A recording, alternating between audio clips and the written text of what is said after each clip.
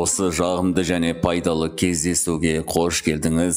Алладан осы сәттерді таразыдағы нығметтеріміздің қатарына қосуын сұраймыз. Бұл татар-моңғолдар туралы хикаялар сериясының 6-шы бөлімі. Алдыңғы бөлімдерде татар-моңғолдардың ислам әлемін таң қаларлық жаулап алуын көрдік. Біз әлемнің шығыс бөлігіндегі көптеген патшалықтардың моңғолдардың шабуылынан құлағанын және оған қарсы тұруға күш-қуаттың мүлде жоқтығын көрдік. Сондай-ақ басты мақсаты тек қана баю, мал-мүлік үшін бәсеке және билік үшін күрес болған мұсылман билеушілердің мінез-құлқының бірнеше ерекше мысалдарына куә болдық. Ағайындылардың бір-бірімен соғысатынына дейін жетті. Хорезмшахтың ұлы Джалалиддиннің Хорезмшахтың ұлы Гайасуддинге қарсы шайқасы мысалында байқағанымыздай, бұл екі ағайынды өздеріңіз білетіндей ислам үмбетінің бұл күйреуін көрдік. Сондай-ақ хижраның 624 жылы бүкіл әлемді дүр сілкіндірген маңызды оқиға. Сол Моңғол империясының әлемдік аренаға шыққанына шамамен 21 жыл. Ал бұл оқиға Шыңғысханның өлімі. Шыңғысхан өлгеннен кейін билікке Үгедей келді. Үгедейдің саясаты бастапқыда империяның ұлан-ғайыр жерінде өз орнын бекітуге ұмтылды. Ол өз билігін үлкен елдерде нығайтуға ұмтылды. Олардың көпшілігі исламдық болды. Осылайша салыстырмалы түрде тыныштық кезеңі болды. 624 жылдан 627 жылға дейін немесе 628 жылдың басына дейін. Шамамен 3-4 жыл жағдай салыстырмалы түрде тыныш болды. Осы уақыт ішінде ислам әлеміне ешқандай жаулап алулар немесе шабуылдар іс жүзінде болған жоқ. Ал ислам әлемі бұған қалай жауап берді деп ойлайсыз? Негізінде ислам әлемі қиыншылықтар мен қасіреттердің куәсі болды. Бұл осы уақыт аралығында әдеттегідей дерлік болды. 624 жылы Наср-Дин-Илля қайтыс болды. Дәл сол жылы Шыңғысхан қайтыс болды. Бұл біз жоғарыда айтқан әділетсіз Аббаси халифасы еді. Ол, субханаллах, 47 жыл билікте болды. Ол мемлекетті 47 жыл үздіксіз басқарды. Оның билігі біз айтқанымыздай, ол патшалықты өз билігін нығайтуға және оның осы билікті ұлы Захир Биамриллахқа мұраға беруге тырысып, әділетсіздікке, қылмысқа, тиранияға толы болды. Захир Биамриллах хижра бойынша 624 жылы билікке ие болды. Ал шын мәнінде Захир әкесінің айнадағы бейнесі болды. Жағдай мүлдем өзгерді. Ол әділ тақуа еді. Ол халқын жақсы көрді. Аллах жолындағы джихадтың маңыздылығын түсінді. Бұл кісі мүлде бұл кездегі емес сияқты. Соншалық Ибн Аль-Ясир, Аллах оны рахымына алсын, оның өмірбаян туралы жазғанда басқа нәрселермен қатар былай деп атап көрсетті. Егер кімдегем Омар ибн Абдул-Азиз өмір сүргеннен кейін мұсылмандарды одан жақсырақ басқарған жоқ десе, онда ол дұрыс болады. Омар ибн Абдул-Азизден кейінгі ең ұлы мұсылман билеушісі Ибн Аль-Ясир оған осылай баға берген. Сіз әрине Омар ибн Абдул-Азизді білесіз. Ол хижраның 101 жылы қайтыс болды. Бұл 500 жылдан астам уақыт бұрын. Біз қазір айтып отырған уақыттан бері. Содан кейін ол Захир Биамриллахқа қатысты таң қаларлық нәрсе айтты. Захир Биамриллах таққа отырған бойда ол өз қызметін әділеттілікті қалпына келтіруден бастады. Халықтың мемлекет алдындағы қарызын өтей бастады. Ол салықты айтарлықтай төмендетіп, сол кезде мүлдем жойылған зекет жинауды қайта енгізді. Күнәлардан сақтандырып, әскерді күшейтті. Субханалла, бұл революция болды. Барлық қалаларда руханияттың, экономиканың, әскердің революциясы. Әрине, оның бақылауындағы барлық қалаларда. Бұл Ирактың орталық және оңтүстігінде. Ибн Аль-Ясир Захир Биамриллах туралы таң қажайық нәрселер айтады. Ол былай дейді: мен оның билігі шектеліп, жақын арада өліп қаламы деп қорқамын. Өйткені біз өмір сүріп жатқан заманның адамдары оған лайық емес. Ислам үмбетінің жағдайына байланысты Ибн Аль-Ясир, Аллах оны рахымына алсын, үмітсіздіктің осы деңгейін айтты. Моральдың, құндылықтардың және идеалдардың құлдырауы оның билеушілеріне ғана емес, бүкіл үмметті дерлік қамтыды. Соншалықты бұл қоғамда бір тақуа, бір салих, текті бір пайда болса, ол туралы ол кісінің ғұмыры ұзақ болмас бет деп қорқамын депті. Ол көп уақыт халифа болып қалады деп ойламаймын. Жақында ол бізді тастап кететін сияқты. Білесіз бе, құрметті бауырлар, ол 6 айдан кейін қайтыс болды.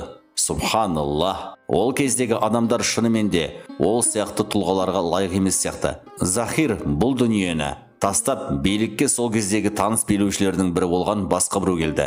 Бүкіл әлем Хорезмшахтың ұлы Джалалуддинге сәжде етті. Моңғолдар салыстырмалы түрде тыныштықта және оның алдындағы иеліктерін кеңейту мүмкіндіктерін ашылады. Мұны ол бірден Әзірбайжан, Шешенстан аумағында және табиғи түрде бүкіл Иран аумағында, сонымен қатар Пәкістанда жасайды. Ауғанстан, Түркменстан және Өзбекстан шекараларында тоқтайды. Иранның шығыс шекараларында неліктен ол осы шекараға тоқтады? Өйткені бұл шептің арғы жағындағы татар-моңғолдар тұрады. Ол мұсылман елдерінің есебінен өз иелігін кеңейтеді және мұны моңғол иеліктеріне немесе татар-моңғолдар басып алған мұсылмандардың жерлеріне жасамайды. Бірақ олардың арасында Ауғанстан жерлері, өз отанының жерлері, олар тіпті әкесінің кезіндегі де оған бағынды. Бірақ соған қарамастан, субханалла, ол дұрыс ойлардан мүлдем ада болды. Сондай-ақ бұл уақытта ислам әлемі толығымен тыныштықта қатып қалды. Ислам әлемінің шығысында жасалып жатқан қырғындар мен қырғындарға ешқандай реакция жоқ. Шамда емес, Египетте емес, ислам әлемінің батыс бөлігінде емес. Ешқайда. Бұл оқиғалар мұсылмандардың басынан өтпей жатқан және бүкіл қан мұсылмандар арасында мұсылман жерінде төгілмей жатқандай шын мәнінде тыныштық болды. Міне, біз кідір жасап, мұндай үнсіздікке не себеп болғанын анықтауымыз керек. Бұл кезде бұл жерлер жеке мемлекеттер болып саналды. Кейбір шет елдерде проблемалар бар. Бізді бұл не қызықтырады? Ең бастысы, бізде бәрі жақсы. Төгілген қан үшін қызғаныш сезімін сезінген және оны төгілген қанды қорғауға итермелейтін жаны бар мұсылман болған жоқ. Бұл басқа ел.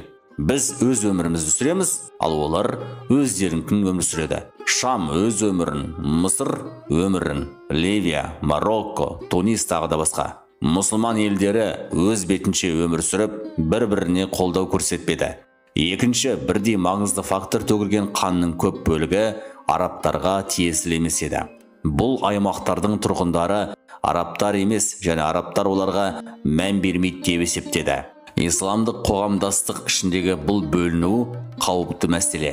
Ислам үмбетін біріктіретін байланыс арабтармен, парсылармен, түріктермен немесе басқа ұлттармен байланыс емес. Ислам үмбетін біріктіретін байланыс діни байланыс, сенім. Барлығың бірге Аллахтың жібінен белгі ұстаңдар және бөлінбеңдер. Бірақ мұсылмандар әр түрлі ұлттарға, мүдделерге, дүниелік мақсаттарға бөлініп, әр қайсысы өзінің жеке мүддесін ғана қанағаттандыра бастады. Билеуші болсын, халық болсын. Субханалла, дәл қазіргі болып жатқан уақытпен бірдей. Тарих дәл қайталанып жатыр. Қазір біздің мұсылмандар бөлінуде бір-біріне көмектеспейді, дәл сол кездегі сияқты. Осы себепті олар бұл елдерде болып жатқан барлық нәрселерді елемеді. Мұның бәрі олармен бірнеше күнде болмайтын сияқты. Бұл олардың басына түспесе де, құрметті ағайындар. Олар қорғамаған өлілерге жауапты емес пе? Өйткені бұл барлық мұсылмандарға қатысты. Бұл жерде мәселе дінге, исламға қатысты. Бұл адамдар ислам дінін жер бетінен толығымен жоймайынша өлтіруді жалғастырады. Міне олардың артынан барады. Бұл туралы Раббымыз айтқандай, Субхану ва тағала, олар сендердің діндерінен тайдырмайынша соғысуды тоқтатпайды. Ислам үмметі үшін осы қиын уақытта қарапайым ақиқат. Және бұл қалалар мен елдердің барлығы бірінен соң бірі құлады. Біз осы салыстырмалы түрде тыныш уақытта көргеніміздей. Джалалуддин мұсылмандардың жерлерінде өз иелігін кеңейтіп жатыр және оларда тұрмайтын мұсылмандар. Ал татар-моңғолдар өз империясының шекарасын нығайтқан Шыңғыс ханның үмбетінің шығысында ұзаққа бармайды. 628 жылға дейін императорлық билік қайтадан моңғолдардың исламға шабуылы туралы ойлады. Шынында да ол 628 жылы ислам әлеміне шабуыл жасау үшін жаңа әскери жорық бастады. Олар Шыңғыс хан кезінде болған оқиғаны еске түсіретін лаңкестік әрекеттерімен мұсылмандардың рухын түбегейлі бұзды. Бұл шабуылдар мұсылмандардың жүрегіне қорқыныш ұялататын террормен сипатталды. Бұл жорық кезінде моңғолдар Иранды, дәлірек айтсақ, оның батыс бөлігін жаулап алады. Өйткені Иранның шығысы осы уақытқа дейін моңғол империясының құрамында болған. Бірақ батыс Иран Хорезмшахтың ұлы Джалалуддиннің қолында болды. Сөйтіп олар батыс Иранды, одан кейін Әзірбайжанды өз империясына қосып алады. Айтпақшы, мұсылман емес Курдж және Армения жерлері қайтадан жаулап алынады. Олар Ресейді жаулап алу және татар-моңғол отрядын сәл ертерек талқыландаған бұлған тайпалармен кек алу үшін бұл жолы сәтті әрекетін қайталайды. Содан кейін олар бүкіл Европаға қарсы жорыққа шығады. Бұл татар-моңғолдардың жаулап алуындағы жаңа өрлеу, жаңа белес болды. Және бұл жаңа әскери жорық жоспарында Аббасид халифаты болған жоқ. Және бұған назар аударған жоқ. Керемет, солай емес пе? Бір таңғаларлығы, олар Аббасидтер мемлекетіне жеткен соң оны басып алған жоқ. Оны өткізіп жіберген олар келесі елдерге өтеді. Неліктен олар Аббасид халифатын жалғыз қалдырды? Неліктен олар Иракты тастап келесі штаттарға көшті? Мәселе мынада, құрметті ағайындар. Татар-моңғолдар Аббасид халифатынан қорқады. Аббасидтер империясы қауіп төндірді. Жоғарыда айтқанымыздай, бұл империяның осы кездегі тарихы 500 жылдан астам уақыт құрайды. Аббаси халифатының күші мен мүмкіндіктері біздің көз алдымызда тұрған аз ғана нәрседе болуы мүмкін емес. Әрине олар Иракта көптеген қару-жарақ, бекіністер, мұнаралар мен күшті әскерді жасырып жатыр. Ирак олардың көз алдында қол жетімсіз болып көрінді. Олар онымен кездесуді кейінге қалдырады. Олар оны міндетті түрде бағындырады, бірақ қазір емес. Мысалы, Ирак қоршауда болды. Иракқа іргелес жатқан мұсылман қалаларымен одақтас құрылды. Бұл қорқыту және қорқыту ретінде көбірек жасалды. Ирак халқына қысым жасау. Бұған Ирактың солтүстігіне немесе оңтүстігіне белгілі бір адамдарды өлтіру және керуендерді тонау және исламдық Аббасидтер мемлекетін әлсірететін осындай әрекеттерді жасау үшін мерзімді рейдтер кіреді. Мұның бәрі ең жақын қолайлы уақытта және жағдай мүмкіндік берген кезде келетін толыққанды шабуылға дайындықтың бір түрі. Бұл өгедейдің жоспары еді, және оны іс жүзінде жүзеге асыра бастады. Біз қазір 628 жыл туралы айтып отырмыз. Моңғолдардың жауыз шапқыншылығы санаулы күннің ішінде бүкіл Иранды жаулап алды. Бұл біз білетін Хорезмшахтың ұлы Джалалуддиннің иеліктері. Татар-моңғолдардың ілгері басып келе жатқан әскерін көрген ол өзінің әдет-ғұрпы мен әкесінің әдеті бойынша қашып кетеді. Ауылдар мен қалаларды аралап жүріп, ол барлық жерде өзіне деген өшпенділікке тап болды. Өйткені ол үнемі соғысып, мұсылман халықтарына азап әкелді. Қашу кезінде ол Ирактың солтүстігіндегі белгілі бір ауылға жетті. Оны Ирактың солтүстігінен келген күрд шаруасы күтіп алды. Осы шаруа оның үстіндегі алтын күмістің мөлшеріне таң қалғанда, субханалла, оның кім екенін сұрағанда, әрине қашып кеткенде бар байлығын алып кетеді. Онымен бірге, бірақ оның жанында бірде-бір сарбаз болмады. Барлық адамдар оны тастап кетті. Сөйтіп одан, сен кімсің деп сұрағанда, ол, мен Хорезмнің билеушісімін деп жауап берді. Ол мұны оның жүрегіне қорқыныш ұялату үшін, немесе тым болмаса, байлықтың біразын алғысы келу үшін айтты. Бұл сөзді естіген бұл шаруа оны паналап, емдеп, үйінде түнеуге рұқсат етті. Алайда субханалла, қараңдаршы, залымдар үшін күндер қалай қалыпқа келеді. Бұл күрд шаруасының інісі, Хорезмшахтың баласы Джалалуддин бастаған соғыста қаза тапқан екен. Енді оның мүмкіндігі болды. Ол Хорезмшахтың ұлы Джалалуддинге қонақжайлық танытып, айтқанымыздай, оны түнетіп, ұйықтап қалғанда, мұна күрд шаруасы Джалалуддиннің басын балтамен алып шауып тастады. Хорезмшахтың ұлы Джалалуддин оқиғасы осылай аяқталды. Расында Аллах залымдарға уақыт береді, бірақ оны ұстаған кезде еш бермейді. Сонда пайғамбарымыз мына аятта оқыды: Раббың зұлымдық жасайтын ауылдарды басып алғанда, міне осындай. Расында оның ұстауы азапты және қатты. Ибн Аль-Ясир Хорезмшахтың ұлы Джалалуддиннің көзі тірісінде өмір баян туралы айта келіп, Аллахтың оны жазалайтынына еш күмәнім жоқ. Аллах оған істеген істеріне қарай сауап береді. Расында ол да татар-моңғолдардың қолымен, немесе өз қолымен өз халқының көпшілігі сияқты тағдырға тап болды. Джалалуддиннің ұлының өмір тарихы.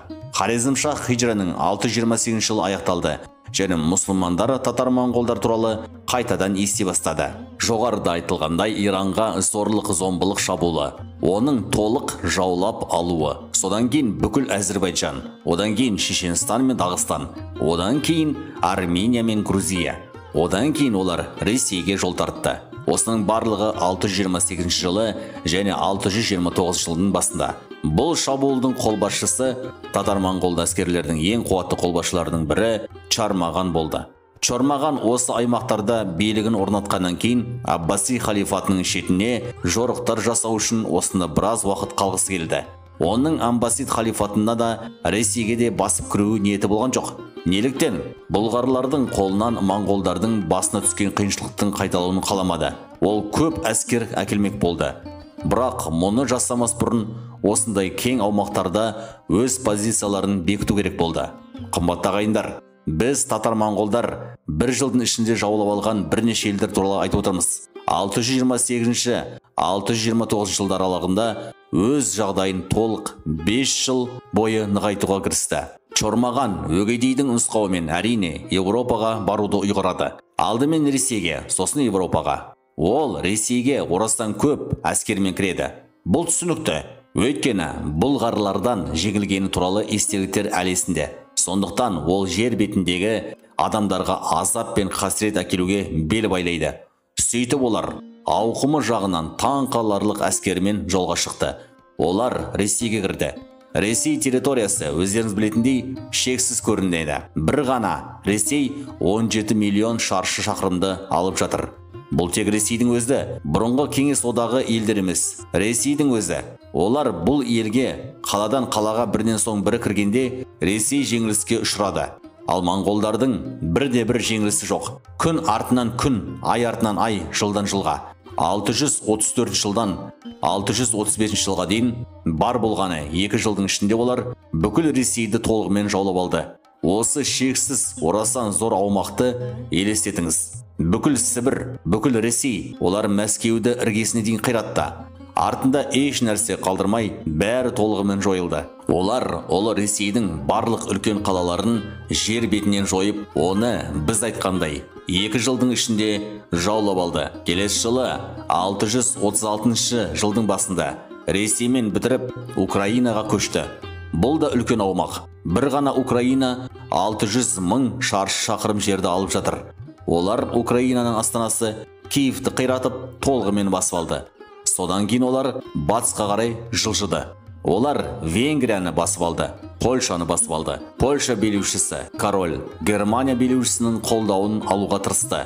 Германия Польшамен көршілес мемлекет. Біріккен поляк неміс әскерін, татар-моңғол әскерлерін алып кетті.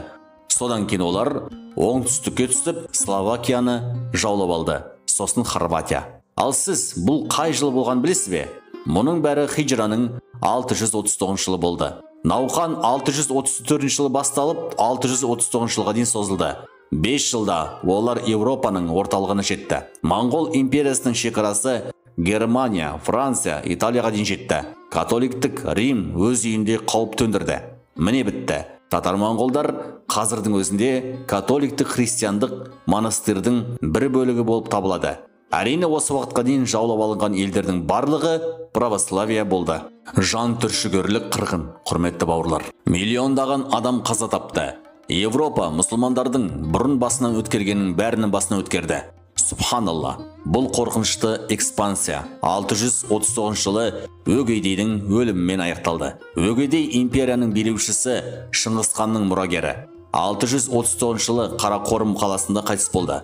Қарақорым моңғол империясының астанасы болды. Ол Қытайдың солтүстігінде орналасқан. Өгейдей өлгеннен кейін таққа Өгейдейдің ұлы Гуюк отырды. Өгейдейдің ұлы Гуюк үлкен патшалықты алды.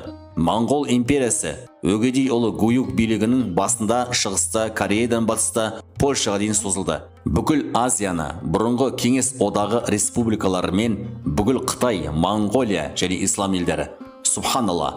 Керемет нәрсе. Мұның бәрі Өгейдей ұлы Гуюк басқарған бір мемлекетке тиесілі болды.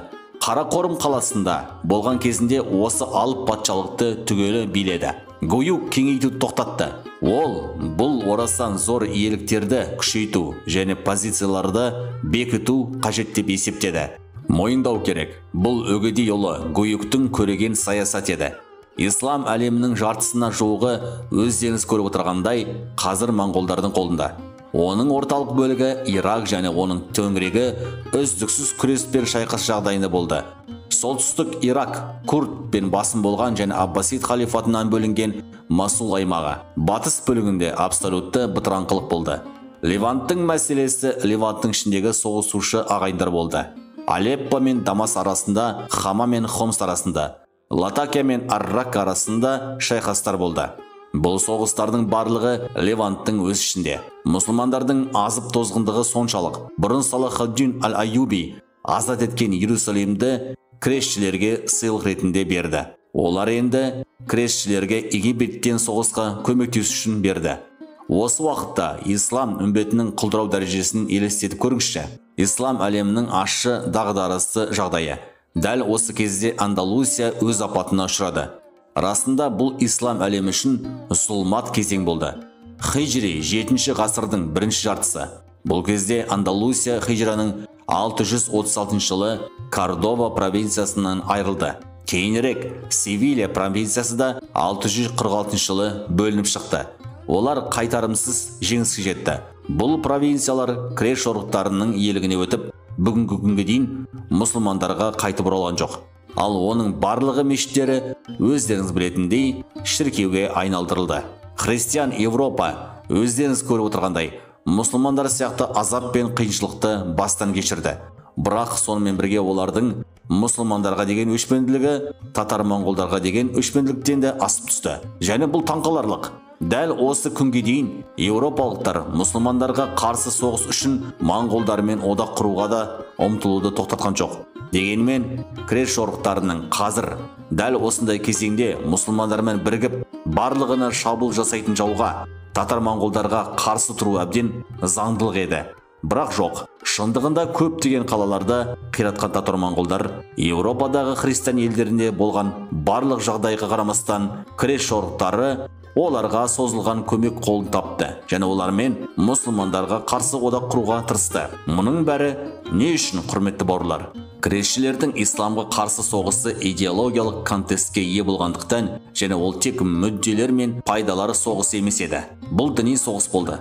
Ал татар-моңғол соғыстары өздеріңіз көріп отырғандай иеліктерін кеңейту, байлық жинау, халықты қырып жоюдан басқа мақсатты көздемейтін жойқын соғыстар. Сондықтан крешшілер татар-моңғолдардан зардап шеккендердің бәріне қарамастан, біз татар-моңғолдар мен крешшілер арасындағы өте таңғажайып одақ көреміз. Осының барлығын иншалла келесі бөлімдерде көретін боламыз. Алла тағаладан оның жолдарын түсінуді нәсіп етуін сұраймыз. Бізге пайдалы нәрселерді үйретіп, және оның бізге үйреткенін пайдалы етуін сұраймыз. Бұған ол ғана жетеді, және бәрі оған тән. Ассаламу алейкум ва рахматуллахи ва баракатух.